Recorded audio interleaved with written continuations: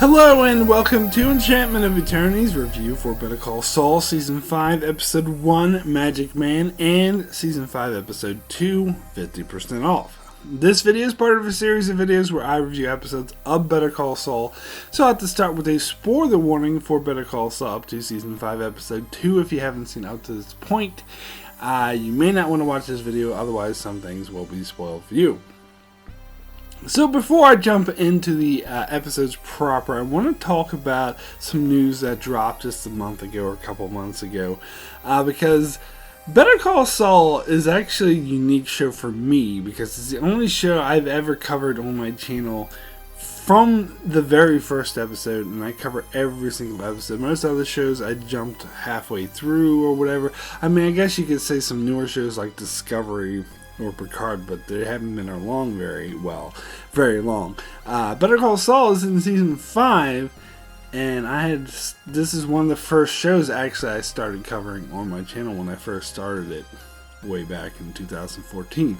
So yeah, I'm very happy to keep covering this. Anyway, the news that came out is that the show announced that season 6 will be its final season. That there will be one more season after this one, but then that will be the last season. And I am so happy to hear this news. So excited. I know some people say, oh, they might be sad, they might be disappointed because the show's coming to an end and it's such a great show. But I always want great shows to end on their own merits, like the way Breaking Bad did, and especially I really wanted Better Call Saul to tell a full story. So I'm very happy to hear that they finally announced when the show's going to end, because this is something I've been speculating like forever. Like I think as far back as like season 2, I've been having discussions and wondering, like, when's the show going to be end? I remember one person really got heated with me and said there was no way the show would go past season 4. That turned out not to be the case. I guess season 5, but it actually turns out to be season 6. So it went a bit longer than a lot of people suggested that it would. But I'm very happy that we're finally going to get into the end seasons. And I do have a feeling, much like Breaking Bad, that the show does get better every season and that these final 2 seasons will be the best. Just maybe I'm putting my expectations up very high, but I would say Better Call Saul is similar to Breaking Bad, where it does pretty much top itself and get better every season. So the show has proven itself. And plus, we're really getting into the nitty-gritty here, and I think that's exemplified with these 2 episodes. This is what I've been waiting for ever since the premiere episode of Better Call Saul, because the premiere episode of Better Call Saul, I thought the show would be a prequel that's setting up what Saul Goodman is going to be like in Breaking Bad, and it is. But the first couple episodes made me think like they were jumping right into it, but then they went to this really long aside and this other storyline with Jimmy being an elder law and having a brother and wanting to do good by him, and so they went off in this other direction. And by the way, I'm not saying that's a bad thing, that's a great thing.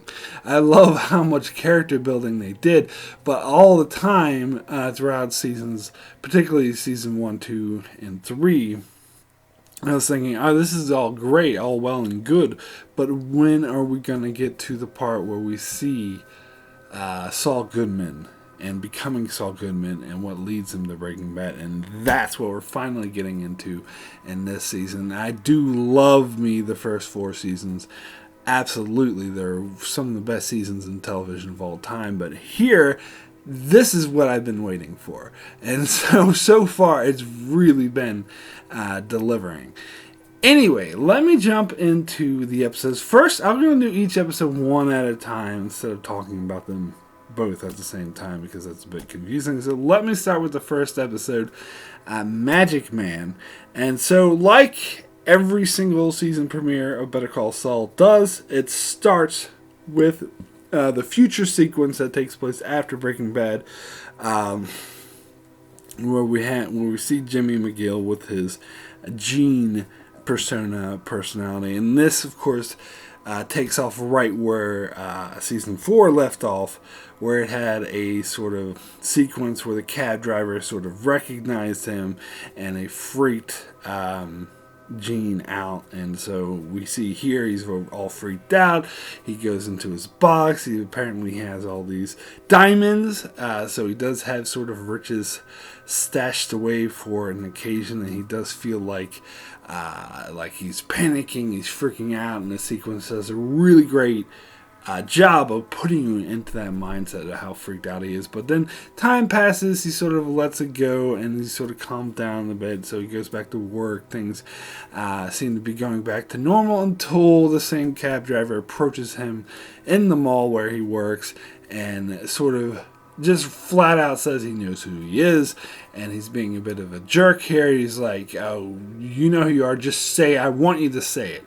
And so I think this scene is amazing because it does put you in Gene's mindset, because it does make you wonder, because the dude who's saying you have to say who you are has a friend who's standing there. You can tell the way Gene's looking at him that he's afraid of him, that he thinks that he's muscle there to sort of force him to admit, even though the guy, the way he's talking like he's like all just a friendly guy having conversation.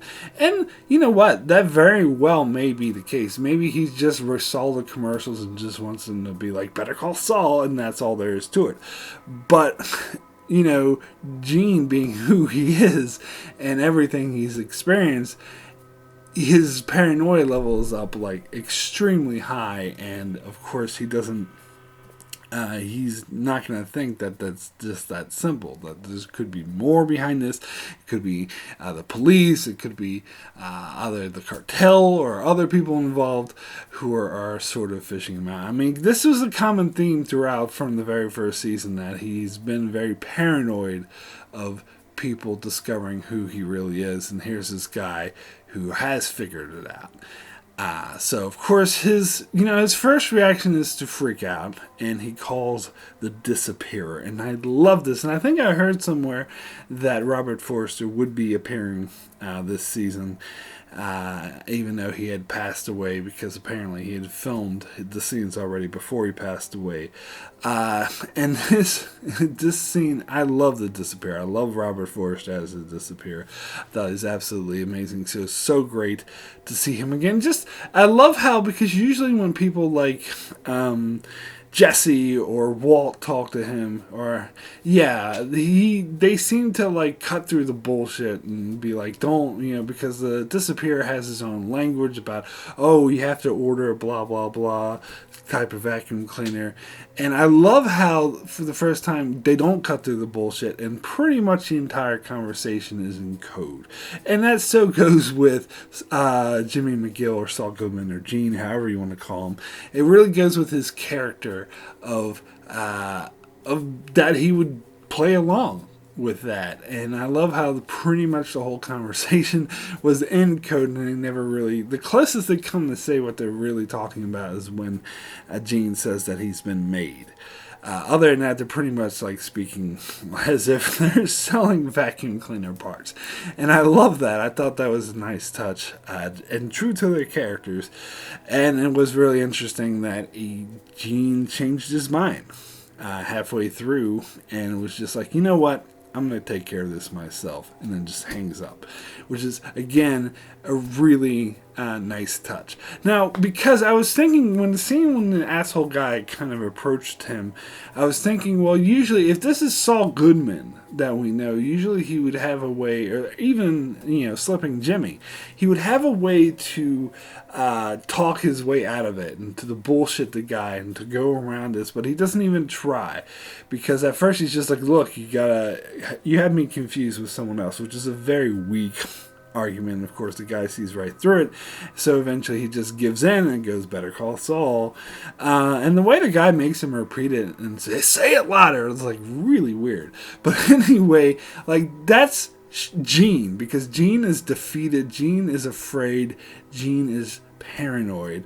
But Jimmy McGill, or Slipping Jimmy, or even Saul Goodman would react differently. They would talk the way out of it. They would fast talk. They would con them.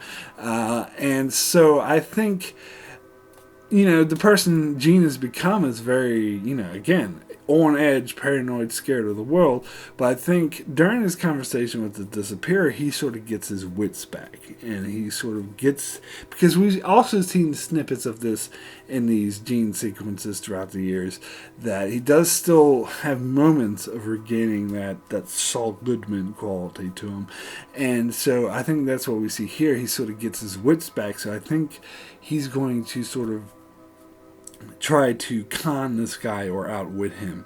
But then again, which is dangerous, because I think that's kind of assuming that he is just some random guy who recognized him from his commercials, which he still doesn't know if that's really the case. If this is like a police, undercover police officer or someone working with one of the, drug organizations, then he's really playing with fire. But I thought that was a great scene. Of course, we have to wait a whole another year to get the conclusion to this, but I'm still very much of the mind that in season 6, by the end of season 6, the end of the show, it's pretty much going to go straight into the Gene sequences. So I think that season 6, of course, will open with the Gene sequence the way every season does. But then by the end of it, I think we're going to get caught up. And I think the last episode or the last couple episodes will be all in this era. But that's just my guess. I could be totally wrong. You never know. But that's kind of my thinking. And I think they'll probably tie together, the sequences of the past with this Gene stuff. That's just what I think, but thematically anyway. And maybe we'll finally find out what happened. Of course, we'll finally find out what happened to Kim and stuff like that, but we'll have to wait until season 6. But anyway, really excited. Also, another sort of side note about the scene is with Robert Forster, as I mentioned. Apparently, he filmed his side of the conversation when they filmed El Camino, which is how they could get him back and how they had the same set of his place, because apparently Peter Gould wrote the scene as if you just heard Gene's side of the conversation, which is really cinematically typical of the way these Gene sequences would go. But apparently someone told him, hey, do you actually want to hear Robert Forster's side of the conversation, because we could get Vince Gilligan, who's filming El Camino, to film his side of the conversation. He was like, hell yes, let's do that. So at the same time they were filming El Camino, and that's how they were able, of course, to film Robert Forster before he passed away. And this, of course, apparently was filmed way before they started filming season 5. But they had him there, and they had the ability, so and the script was written, so let's do it. So I think that was a great decision. I think the scene's so much better having Robert Forster in it, and I don't think anyone would disagree with that. Anyway, so then we get back into, the proper timeline, and we see the events right after Jimmy becomes Saul Goodman. And I love the way how he sort of talks to Kim, because at first he was just like, I'm doing my thing, and Kim had this look of shock and horror, and Jimmy was completely oblivious to it. But here, I love how he actually acknowledges her trepidation and is like, look, if you want me to slow my roll, I'll do this. I don't have to do this right now. I could do it later. I could have a think about this. But I think Kim is kind of at the point where she's a bit, I wouldn't say outraged, but a bit uneasy, let's say, about Jimmy's behavior. And she's kind of come to the point where she knows she's not going to change him and talk him down. So I think even though she doesn't want him to do it, she kind of just goes along with it, because she knows she doesn't want to. She kind of surrenders. She doesn't want to put up that fight that she knows is coming if he does put it off, because she knows she would have to spend the next couple of days trying to convince him not to do it, and she just doesn't want to deal with it. And she kind of, I think, accepts the fact that she can't change his mind on things. So she says, go ahead and do it, but it's clear that she's not really on board with this. And so then the rest of the episode is really interesting. It gets into really the crutch of Jimmy becoming Saul Goodman, and to me, it was perfect. I absolutely loved it. And how he transitions from last season being the cell phone guy. I gotta admit, I love season 4. I think it's amazing, but I did find it a bit frustrating that the entire season he wasn't a lawyer and he was just a cell phone guy. Still a great season, but I was like, oh, come on, hurry up and become a lawyer again. So it's so great to see that transition into him becoming a lawyer again, and how he uses that. He uses his background. I love how he even says that to Kim, that all that time I spent selling cell phones, I thought it was a waste of time. It's not a waste of time because I was building my client base. And how the way I love the montages. Always love the montages of the show, and how beautifully edited and cut together and like acted and everything. The musical montage, the way they sort of blend the repetition of him saying the same thing over and over again to each person, how he tries to convince them that, look, I was the cell phone guy, but now I'm a lawyer. I can help you out, and this showed the variety of different people he was talking to. When this is sort of his clientele that we've seen that he has in Breaking Bad as Saul Goodman. So as I said, it's really getting to the crux of it, and I love how for the part one of my favorite parts of the montage is when he's talking about Huel and how he saved his life, and how many years in prison that Huel was facing that he got him out of, just keeps going up and up and up. It's 3 years, 6 years, 9 years, 25 years. Like, that's great. And he's like, he calls me the magic man. And it's obvious that he doesn't. That's just some bullshit that Saul Goodman made up. And I love how the whole montage ends with Huel being like, okay, magic man, good job. Like that. I love Huel. Oh my God, it's so great to have him in the show on a regular basis. This is amazing. Anyway, so then we get some more stuff later on where we see Saul doing his stuff. He has apparently 45 clients, but he's trying to juggle them all at the same time.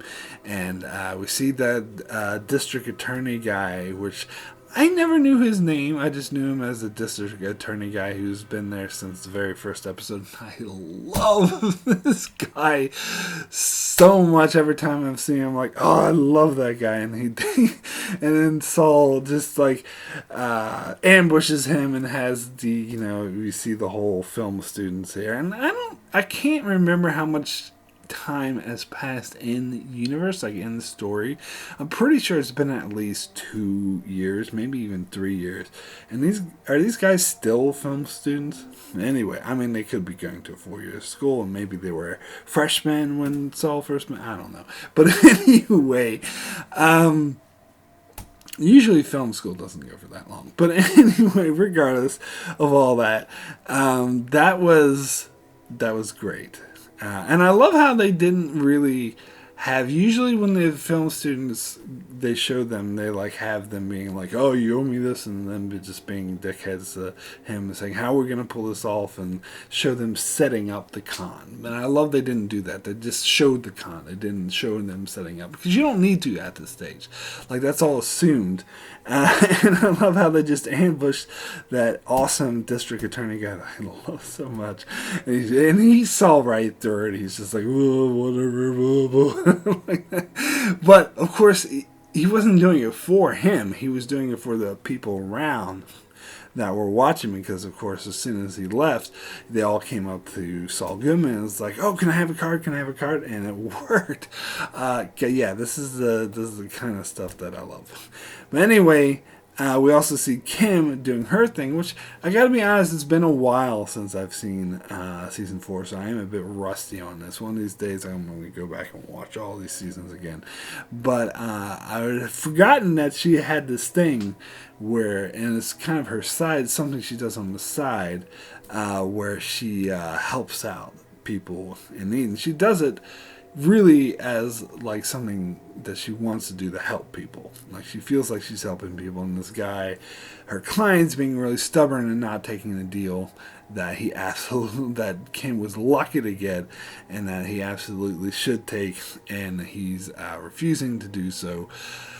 And so then Jimmy, of course, being Jimmy, he tries to suggest doing a con, and Kim's not on board. She's like, no, no, no, no. And Jimmy's like, what? It's no worse than what we did with Mercer Verde. And she's like, no, this is different because those cases it was different. It was like trivial stuff or whatever, or it was helping out other people by helping out people by tricking other people. But here, Jimmy was asking her to trick her own client, and she just couldn't deal with that, and she didn't want to mix her charity work and her sort of, let's say, lust for conning together, because one in her mind is pure and clean, and the other one in her mind is something, a guilty pleasure, something that's really dirty, the guilty side or the bad side of her that she lets come out, and she doesn't want to intertwine the two, so she gets really pissed off,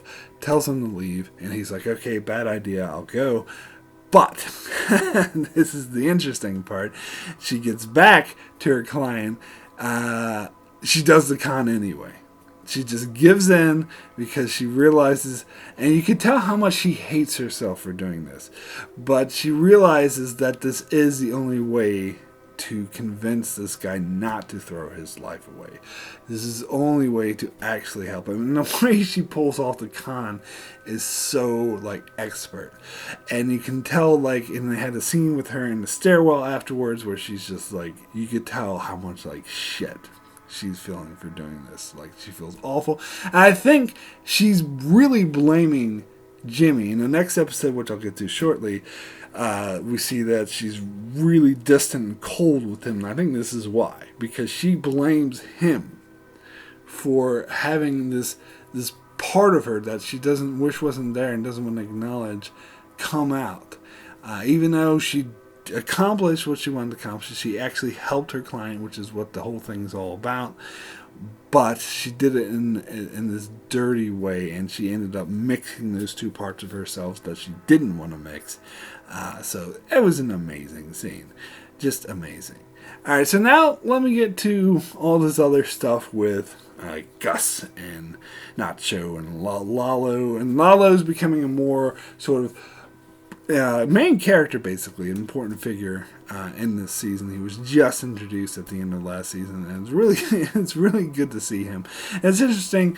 Again, it's been a while since I've seen the previous season, but I know he had some shenanigans where he found out about the construction guy, and Mike, and they had this little run-in.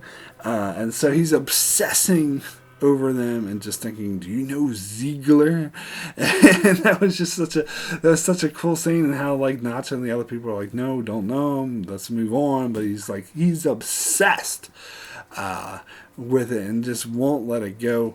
And we see that Gus is probably he's aware from what Mike told him that Lalo is onto him, so he concocts this whole other reason of trying to explain everything away. He gets the cartel boss in, not the main boss, but the guy who handles them. He gets them to come in and have a sit down with Lalo and be like, look, there's a perfectly good explanation for it. They're just helping me build this refrigerator on the legitimate side of my business, but he stumbled into this other side and he stole the product, and that's why the product isn't cut right, and blah, blah, blah, blah.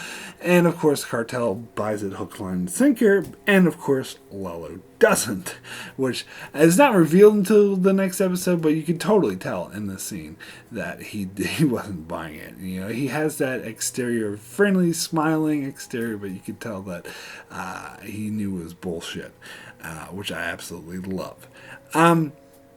But to me, the most important part of this was the Mike part of the storyline, because we see him with the German construction workers and sending them all on their way, and I love how they have a way to make this all secret and whatever. They meet in the middle of the desert, and they give them all cars to drive to various airports. Some people have to drive all the way to Dallas or San Antonio or really far places, but so trying to keep it as far away from each other as possible, and they all fly to sort of different destinations.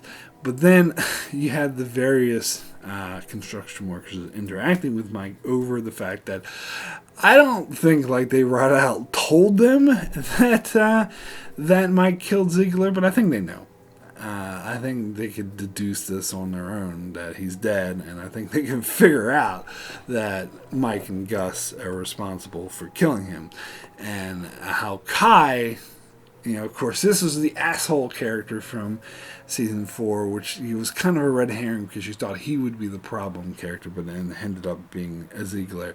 But he is like, yeah, that guy, he's a great guy, I loved him, but sorry, it needed to happen. And then Mike just punches him in the face, which was an absolutely amazing moment. And it does show how guilty Mike is feeling over this. And he's like, no, fuck you. You're not going to talk about this guy like that, because he's still like hating himself for killing him. But he knows that Gus is going to kill him anyway, that there was nothing he could do about it. It was out of his hands.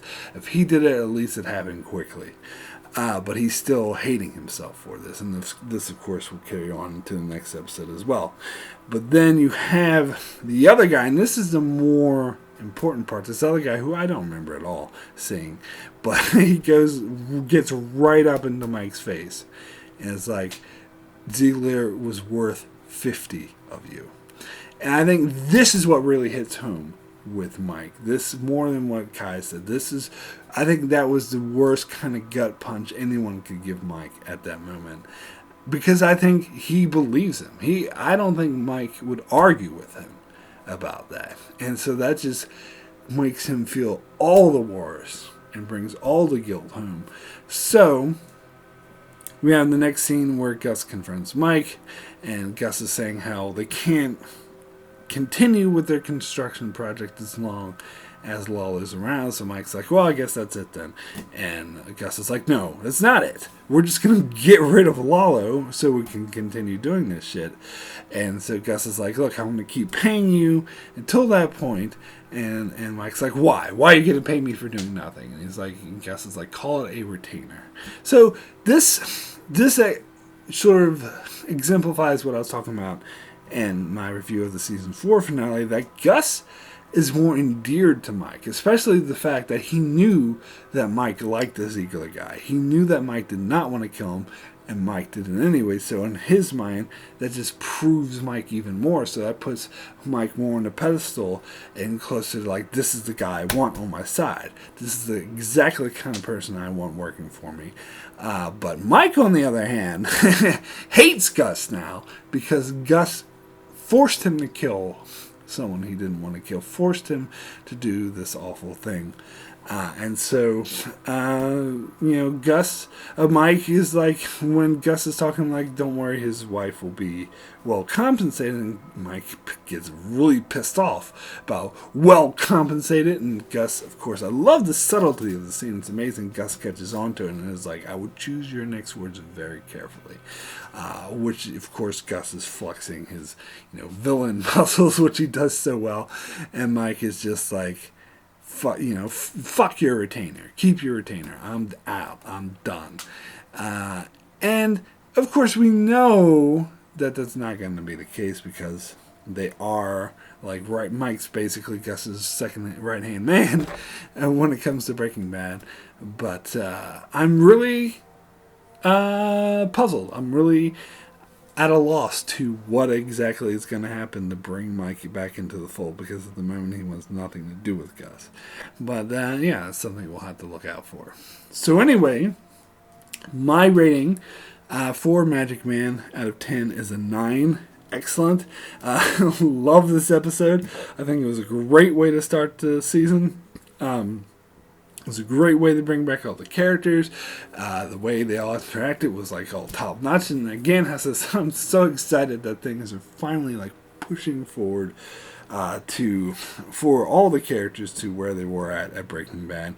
And I just think the interactions were absolutely golden. So anyway, let me now get into the next episode, which is 50% off. 50% off, that's nearly half. Oh, yes. Didn't Jesse say something idiotic like that in Breaking Bad? I'm pretty sure he did. But anyway, these characters reminded me of Jesse and actually made me think like if they knew Jesse, because we know from Breaking Bad that Jesse, when he talks about Saul Goodman, he's like, oh, I had a friend who they helped get him off, and I wonder if he was referring to these guys. I don't know. Maybe not. Maybe that's something they'll introduce later on. Or maybe he was referring to Crazy 8. That's another thing that's coming up in this episode. But anyway, this was another pretty good episode. That opening sequence with those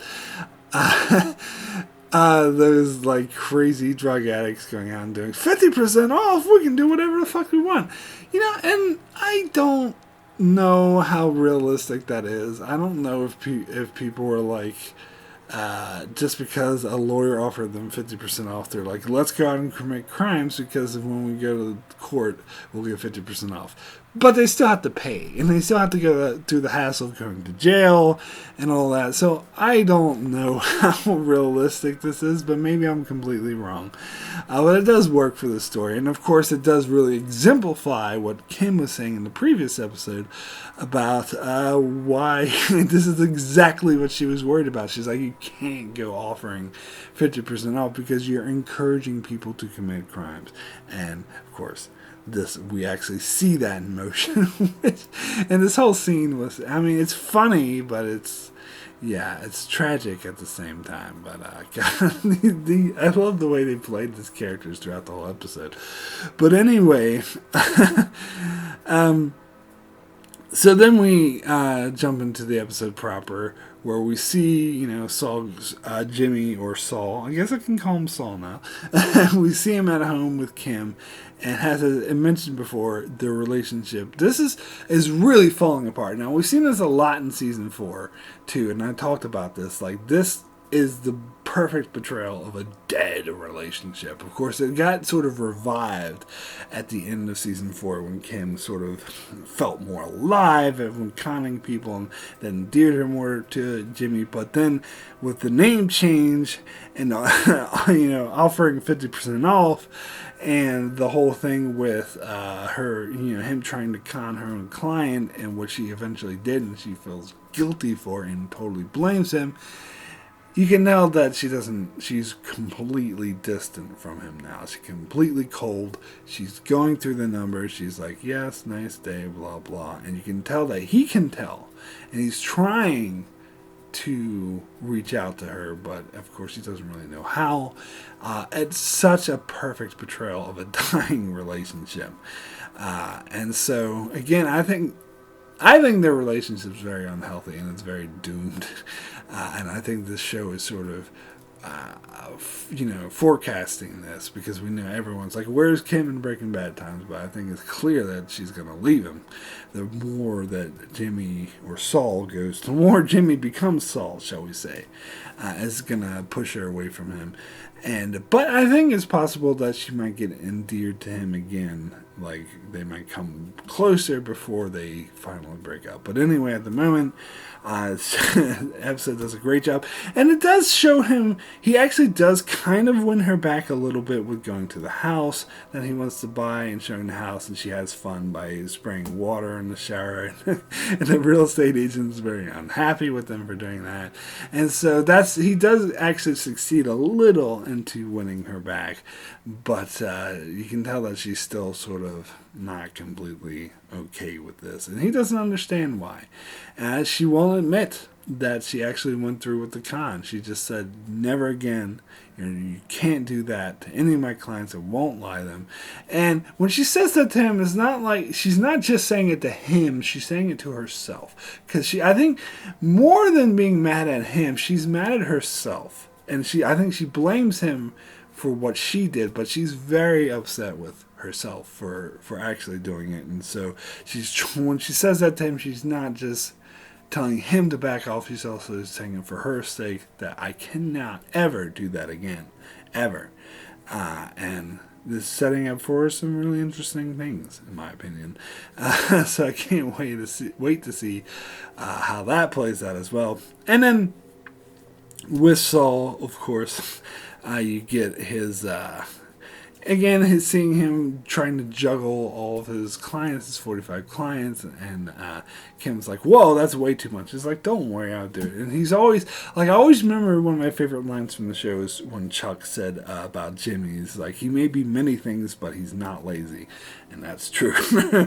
He's very dishonest, deceitful, but he's not lazy. And this really shows that how hard he's willing to work to shuffle all this and how he's actually, I think he is a good lawyer, even though he's a very sleazy kind, of course, and has no morals, but he's good at doing his job. He's good at remembering all his clients, exactly what they're in for, and then he, of course, he encounters that the other lawyer that we saw in the previous season, who was really nasty, who just wants to put people away, the way she went after Huel relentlessly.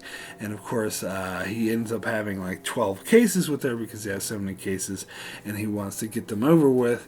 And she can tell why is because he wants faster turnout so he can make more money. And she's like, well, fuck that shit. I'm not going to help you do that.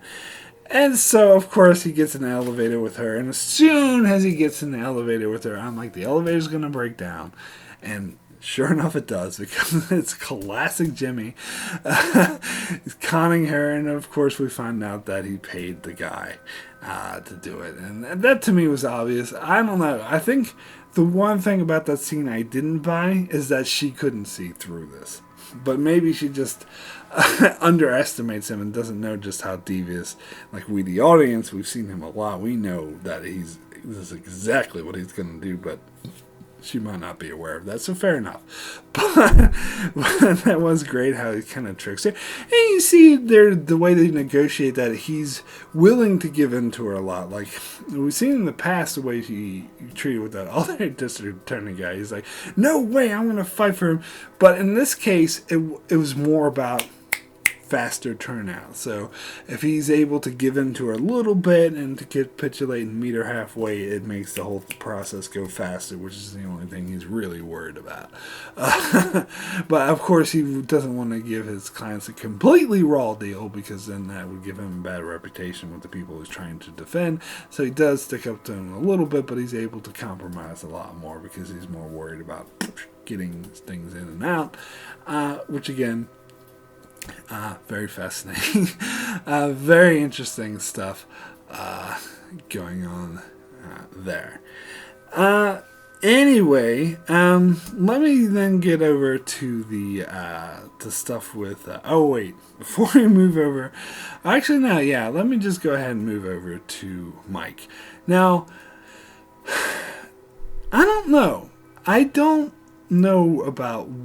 have no idea what direction they're taking Mike in, because obviously he is depressed, he's hating himself, he's hating life because of what he had to do with killing Ziegler, and I think that makes all the sense for his character. He's become like an alcoholic. You see him like drinking, and then his daughter-in-law asks him to take care of their granddaughter, to look after him. Something he's done a lot, and he's like, I'm more than happy to. I'll just come over right now. That's always his attitude. But he ends up yelling at her for a really silly thing. It's obvious because she's kept asking about her father. And like, was he a good cop? Blah, blah. You can see the way they played this, that he was really disturbed by this. And that was a nice callback to his whole origins with his son's death and how that still affects him, that still hits him. And I think he's feeling more guilty about killing Ziegler, having that comparison in his head. And so he takes it out on his granddaughter. And that's the part I didn't really buy.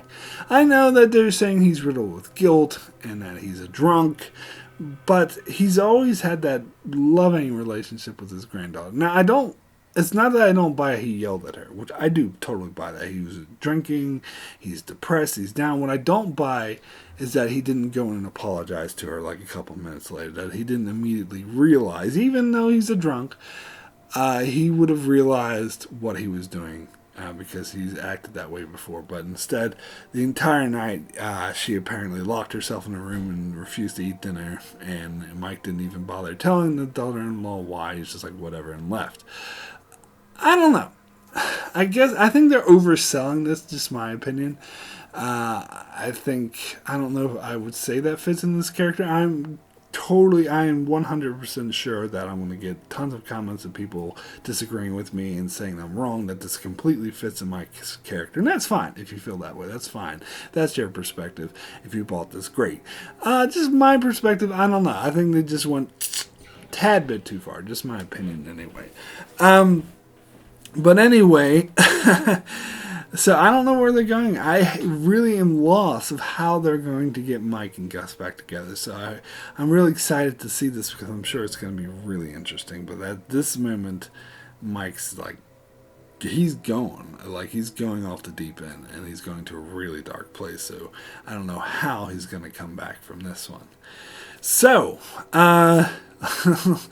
let's get into the Nacho and Lalo and Gus stuff. So this to me was the more interesting part of this episode, of how we see Nacho being like kidnapped in the middle of the night. And I love how they're getting back to the fact that Nacho is sort of the spy, or Gus owns him now, as he says, and how the really powerful, heartbreaking scene, the way Gus's henchman just went into I don't know if that was his father's home or father's shop or something. It was just casually, and how Nacho was freaking out because he thought that meant that it would kill him.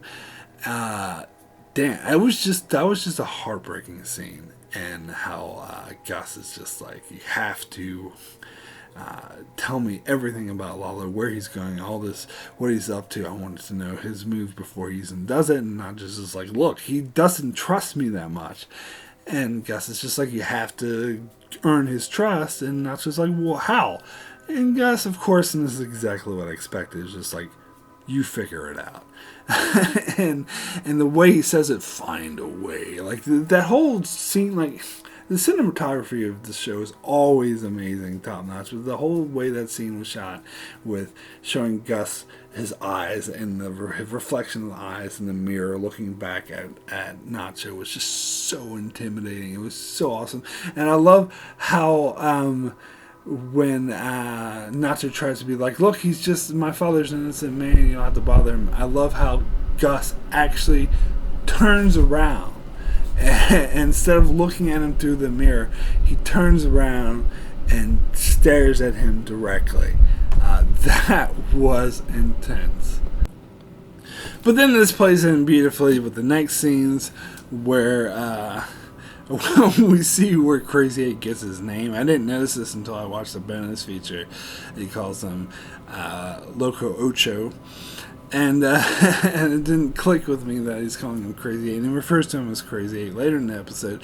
But I thought he had already had that name. I didn't realize this is when he first gets the name. But anyway, we get the whole sequence with, and they have those two crazy guys from the opening episode trying to get drugs, and it gets stuck on the system. I love how they established that system before. And here we see why that's maybe not the best system to have. Because when they order 10 of them, that's too much, and they all get stuck in the thing. So they're sitting there pounding it out and trying to get it out, and they're acting like the drugged, coked out drug addicts that they are.